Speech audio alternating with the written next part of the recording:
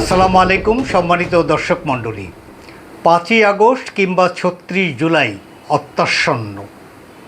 আজ থেকে 2 বছর পূর্বে 2024 সালের এই 5ই আগস্ট কিংবা 36 জুলাই আমাদের জাতীয় জীবনে কি প্রত্যাশিত পরিবর্তন এনে দিয়েছিল সেটি নিশ্চয়ই আমরা জানি। এবং বাংলাদেশ কথা ছিল একটি নতুন পথে তার যাত্রা শুরু করবে। বাংলাদেশ হবে গণতান্ত্রিক বাংলাদেশ, বাংলাদেশ হবে দুর্নীতিমুক্ত বাংলাদেশ, বাংলাদেশ হবে সহনশীলতার সাথে উন্নত সংস্কৃতির একটি বাংলাদেশ এবং সর্বস্তরে মানুষের অধিকার প্রতিষ্ঠা। এটিই ছিল 36 জুলাইয়ের মূল স্পিরিট। যদি আমরা প্রশ্ন করি, প্রত্যেককে যদি নিজেকে প্রশ্ন করি, যে যাকে, যে দলকে, যে রাজনীতিকে সমর্থন করি কি না, যে আমরা কি সেই প্রত্যাশিত পথে হাঁটতে পারছি স্বাচ্ছন্দ্যে, এই প্রশ্নের উত্তর আমার মনে হয় প্রায় সিংহভাগ মানুষই দিবেন যে না, আমাদের সেই প্রত্যাশা পূরণ হয়নি। এখন এই প্রত্যাশা কেন পূরণ হয়নি এ নিয়ে নানা বিতর্ক হবে, নিশ্চয়ই যে যার পক্ষে বলবেন, এটি খুবই সঙ্গত। কিন্তু কিছু লোককে নিঃসন্দেহে নির্মোহভাবে বলতে হবে, অথবা তাদেরকে বিশ্লেষণ করতে হবে, অথবা চোখে আঙুল দিয়ে দেখিয়ে দিতে হবে যে কোথায় আমাদের গলদ, কোথায় আমাদের ভুল, এবং সেগুলো থেকে আমরা জাতিকে পরিত্রাণ দিয়ে কিভাবে আবার আমাদের সেই প্রত্যাশিত বাংলাদেশের যে সঠিক ট্র্যাকে যাত্রা, সেটিকে কিভাবে অব্যাহত রাখতে পারি। আমাদের নিশ্চয়ই কিছু অর্জন আছে। আমরা 2026 সালের 12ই ফেব্রুয়ারি যে নির্বাচনটি অনুষ্ঠিত হয়েছে সেটি বিগত 2 দশকের মধ্যে সবচেয়ে ভালো নির্বাচন। আমাদের একটা বড় ধরনের সংকট ছিল, গণতন্ত্রের সংকট। গণতন্ত্রকে একটি ফ্যাসিবাদী শক্তি কক্ষিগত করেছিল। তারা 2009 সালের একটা নির্বাচন, যদিও সেই নির্বাচন নিয়ে অনেক বিতর্ক আছে, তারপরও আমরা যদি ধরে নেই যে সেই নির্বাচনটা মোটামুটিভাবে জনমতের প্রতিফলন ঘটেছিল। পরবর্তীতে 2014, 18, 2024 সালের নির্বাচন আমরা দেখেছি এবং তা নিয়ে বিস্তর বর্ণনা করার কিছু নাই। প্রত্যেকটি মানুষ, অধিকার বঞ্চিত প্রত্যেকটি মানুষ সেই সমস্ত নির্বাচনের ন্যারেটিভ, চরিত্র এবং মানুষের অধিকার কিভাবে বুটের তলায় পিষ্ট করা হয়েছিল সে সাক্ষী বাংলাদেশের আপামর জনসাধারণ।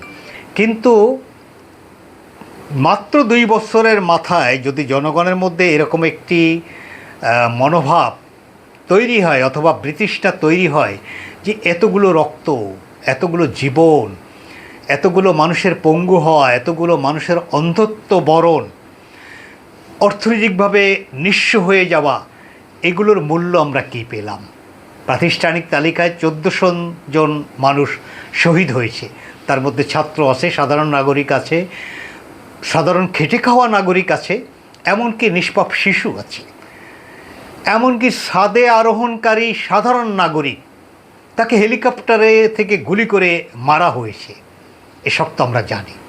সেই মানুষগুলোর রক্ত এবং জীবনের সাথে আমরা বিশ্বাসঘাতকতা করছি কি না, এই প্রশ্নটি বিদ্যমান রাজনৈতিক দল যারা ফ্যাসিবাদ বিরোধী আন্দোলনে কাঁধে কাঁধ মিলিয়ে এই সংগ্রামে কন্ট্রিবিউট করেছেন, যারা এই নেপথ্য থেকে হলেও এই বৈষম্য বিরোধী ছাত্র আন্দোলনের প্রেক্ষাপট, পরবর্তীতে সমস্ত জাতি গোষ্ঠী এই আন্দোলনে ঐক্যবদ্ধ হওয়া, সেখানে যারা নেপথ্যে নেতৃত্ব দিয়েছেন, যারা পৃষ্ঠপোষকতা দিয়েছেন, যারা সমর্থন জুগিয়েছেন, এমনকি যারা নৈতিক সমর্থন জুগিয়েছেন, যারা বাহবা দিয়েছেন, অন্তত যারা ফ্যাসিবাদের পক্ষে তালি দেননি, সেই সমস্ত মানুষের প্রত্যাশা পূরণের যে দায়, সেই দায় রাজনৈতিক দলগুলো সঠিকভাবে পূরণ করতে পারছে কি না।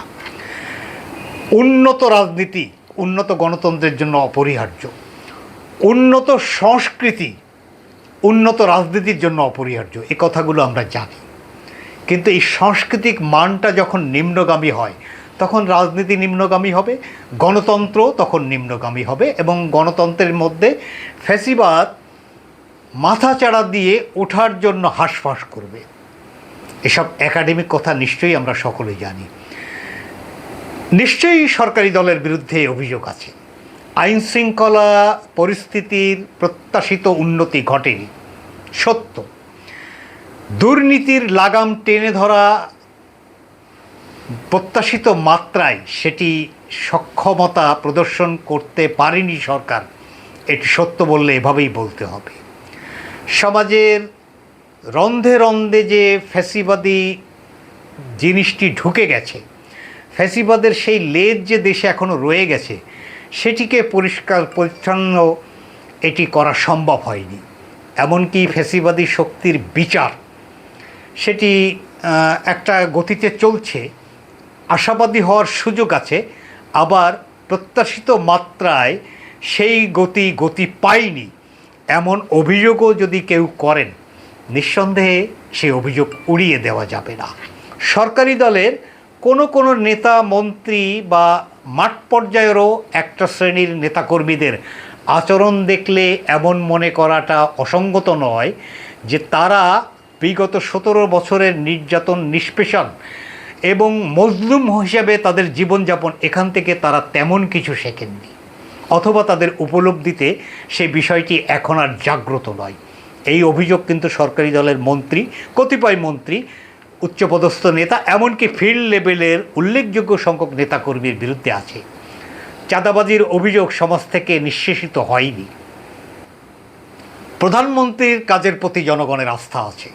সম্প্রতি ডেল্টা গ্রামের এক জরিপেও এটি নিশ্চিত হয়েছে যে এখনও শতকরা 75% উপরে মানুষ প্রধানমন্ত্রীর কর্মকাণ্ডের প্রতি আস্থাশীল আছেন। তিনি যে ন্যারেটিভসে কাজ করছেন, তিনি যে অ্যাপ্রোচ করছেন, যে অ্যাটিটিউড শো করছেন, তার সাথে তার পারিষদবর্গ তাল মিলাতে পারছেন না, এই অভিযোগ সত্য। কিন্তু বিরোধী দল, সরকারি দলের এই সমস্ত ব্যর্থতা অথবা গাফিলতি অথবা তাদের অনিচ্ছা অথবা তাদের কাজের গতিতে অসন্তুষ্টি, এটা নিয়ে সমালোচনা করবেন, চাবুকের ভূমিকায় থাকবেন, ওয়াচডগের ভূমিকায় থাকবেন, তীব্র ঝাঁঝালো প্রতিরোধও গড়ে তুলবেন। এটিও তাদের গণতান্ত্রিক অধিকার। কিন্তু আমাদের প্রশ্ন হলো, সেই অধিকার বাস্তবায়নে কোনো ষড়যন্ত্র, কোনো গুজব কিংবা অশ্লীল অবস্থান নেওয়া, এটি কিন্তু জনগণ কোনো কারণেই গ্রহণ করতে চায় না। সরকারের বিরুদ্ধে সোচ্চার কণ্ঠ বিরোধী দল, এটি আমরা প্রত্যাশা করি। কিন্তু বিরোধী দল পরিকল্পিতভাবে একটা নয়েস, একটা এনার্কি, একটা অশান্ত পরিবেশ তৈরি করার চেষ্টা করছেন, এমন অভিযোগ কিন্তু বিরোধী দলের বিরুদ্ধে প্রতিনিয়ত এটি জাগ্রত হচ্ছে। সম্প্রতি সবচেয়ে বেশি আলোচিত রাজনৈতিক চরিত্র একজন তরুণ এনসিপি নেতা নাসিরউদ্দিন পাটোয়ারি, তার সাথে সার্জিস আলম ইদানিং তাল মিলাচ্ছেন। নাসিরউদ্দিন পাটোয়ারিকে নিয়ে অস্বস্তি, অশান্তি, বিরক্তি, এটা দীর্ঘদিন থেকে। নির্বাচনের পূর্বে তিনি মির্জা আব্বাসকে যেভাবে বুলিং করেছেন এবং মির্জা আব্বাসের যে অসুস্থতা, অনেকেই বলেন যে এই নাসিরউদ্দিন পাটোয়ারির ক্রমাগত বুলিংয়ের শিকার হয়ে শারীরিকভাবে তিনি চরম অসুস্থ হয়ে এখনও দেশের বাইরে চিকিৎসাধীন। এই নাসিরউদ্দিন পাটোয়ারির কারণে অনেকেই বলেন। নাসিরউদ্দিন পাটোয়ারি কাকে ছেড়েছেন? তিনি মির্জা ফখরুল ইসলাম আলমগীরের মতো একজন পরিশীলিত রাজনীতিবিদকে তিনি বলেন তার কোনো যোগ্যতাই নাই, মন্ত্রী হওয়ারই যোগ্যতা নাই। অশ্লীল কথাবার্তা, অশ্রাব্য ভাষা ব্যবহার। তিনি সেনাবাহিনী ডিজিএফআই সম্পর্কে বলেন ডিজিএফআইয়ের সদর দপ্তর গুড়িয়ে দিতে হবে। প্রতিষ্ঠানের কোনো কর্মকর্তা ফ্যাসিবাদী আমলে কুকর্মের সাথে জড়িত ছিলেন, তাদের বিচারের জন্য আমাদের পদক্ষেপ থাকবে। কিন্তু একটা প্রতিষ্ঠান, সেটিকে গুড়িয়ে দিতে হবে, এটা কোন ধরনের কথা? তিনি সেনাবাহিনী সম্পর্কে তাদের মাথায় ঘিলু নাই, শুধু অস্ত্র হাতে থাকলেই হয় না, এরা রাজনীতি বোঝে না, এরা পলিটিক্স বোঝে না, স্টেট বোঝে না, এ কথাগুলো বলেছেন। সম্প্রতি সেনাপ্রধান তিনি হজব্রত পালন করে এসে তার শ্বশ্রুমণ্ডিত চেহারা, এটি অনেকেই প্রশংসা করেছেন। নাসিরউদ্দিন পাটোয়ারি সেটি নিয়েও কটাক্ষ করেছেন।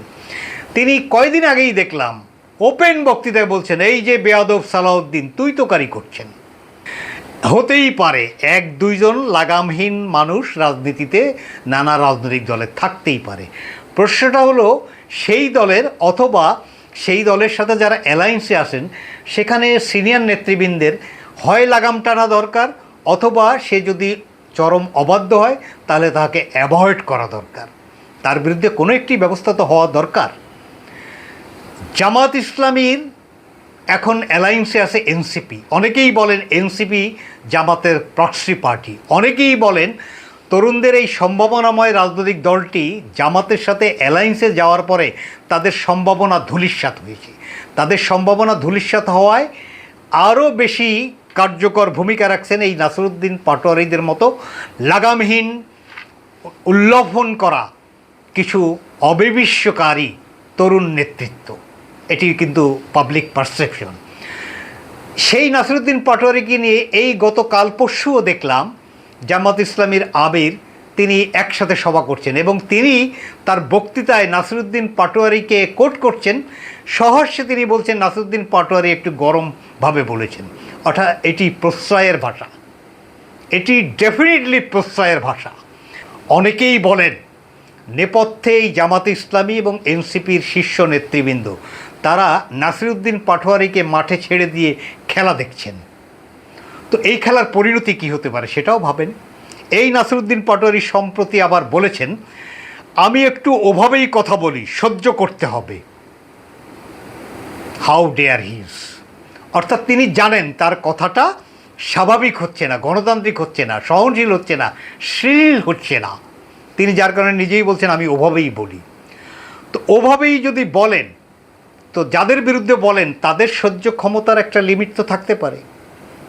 নিঃসন্দেহে বিএনপি দলগতভাবে নাসিরউদ্দিন পাটোয়ারির এই ধরনের অসংলগ্ন আচরণের কোনো প্রতিক্রিয়া ব্যক্ত করার সিদ্ধান্ত নেয়নি। কোথাও কোথাও খাপছাড়া কয়েকটি ঘটনা ঘটেছে যেটি নিশ্চয়ই প্রশংসার যোগ্য না।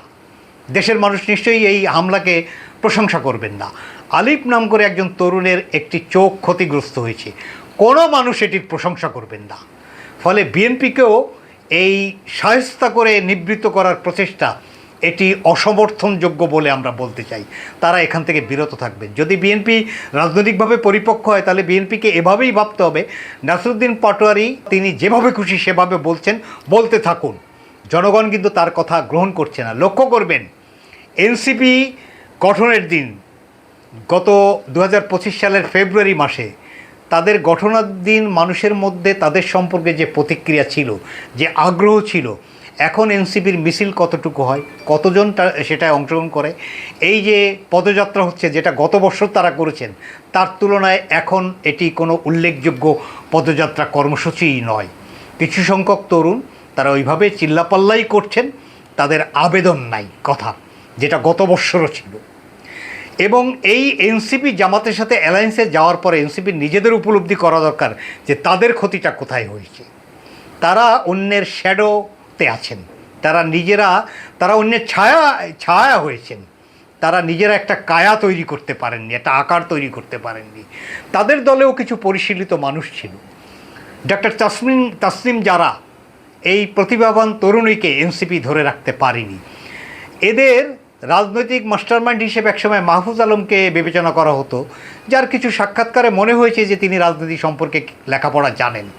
তিনিও এদের থেকে বিযুক্ত হয়ে আলাদা প্ল্যাটফর্ম গঠন করেছেন। অনেকেই বলে থাকেন জামাত ইসলামীর এমপি গাজী নজরুল ইসলাম সাতক্ষীরার তিনি যে দুষ্কর্মের দায়ে অভিযুক্ত হয়েছেন, ধরা পড়েছেন, প্রমাণিত হয়েছেন এবং জামাত তাকে বহিষ্কার করেছে, আলোচনা জামাতকে ঘিরে থামছিলই না। এই যে সৎ লোকের শাসন, জান্নাতের টিকিট বিক্রি করার রাজনীতি এবং রাজনীতির উপজীব্য হিসেবে ইসলামকে সামনে দেওয়া, কিন্তু ইসলামের অনুশাসন সঠিকভাবে অনুসরণ না করার যে অভিযোগ জামাতের বিরুদ্ধে, সবচেয়ে বড় অভিযোগ, দেশের স্বাধীনতা বিরোধী শক্তি হিসেবে তাদেরকে মানুষ বিবেচনা করে। সেই জামাত ইসলামী তাদের গা থেকে এই চরমতম দুর্গন্ধ, গাজী নজরুল ইসলাম বা অন্যান্য আরও কিছু সোশ্যাল মিডিয়ায় কিছু অপকর্মের বিষয় এসেছে, সেটি দূর করার জন্য তারা নাসিরউদ্দিন পাটোয়ারিকে দিয়ে খেলছেন। এ ধরনের অভিযোগও কিন্তু সমাজে বিদ্যমান। ফলে আমাদেরকে ভাবার জায়গাটা ওইটা, সেটি বিএনপি হোক, সেটি জামাত হোক, সেটি এনসিপি হোক বা অন্য কোনো রাজনৈতিক শক্তি হোক যারা ফ্যাসিবাদ বিরোধী আন্দোলনে কন্ট্রিবিউট করেছেন, তাদের প্রতি আমাদের একটাই নিবেদন, বেশি কথা বলবো না, তাদের সকলের প্রতি আমাদের আহ্বান যে আপনারা এটা ভাবুন যে এই শক্তিসমূহের মধ্যে পরস্পর সংঘাতের রাজনীতি ওয়েলকাম করলে, যদি সংঘাত ঘটে, মাঠে যদি বিশৃঙ্খলা তৈরি হয়, সহিংস হয়ে ওঠে রাজনীতি, তাহলে ডিসেম্বরে ওই যে পলাতক খনি হাসিনা দেশে ফেরার যে ঘোষণা তাতে কিন্তু হালে পানি পাবে এবং তারা এই ফ্যাসিবাদ বিরোধী শক্তির গুলির এই ফটলকে কাজে লাগিয়ে তারা কিন্তু তাদের হিংস্র নখ দাঁত বের করে আবার যদি রাজনীতিতে আবির্ভূত হয় তাহলে কি হবে শুধু সেটি ভেবে দেখে যার যার আচরণ পরিশীলিত করুন, সংস্কৃতিবান আচরণ করুন, শিক্ষিত মানুষের মতো আচরণ করুন, রাজনীতিতে গণতান্ত্রিক রূপটি প্রতিষ্ঠিত করুন। এটিই জনগণের প্রত্যাশা। ধন্যবাদ।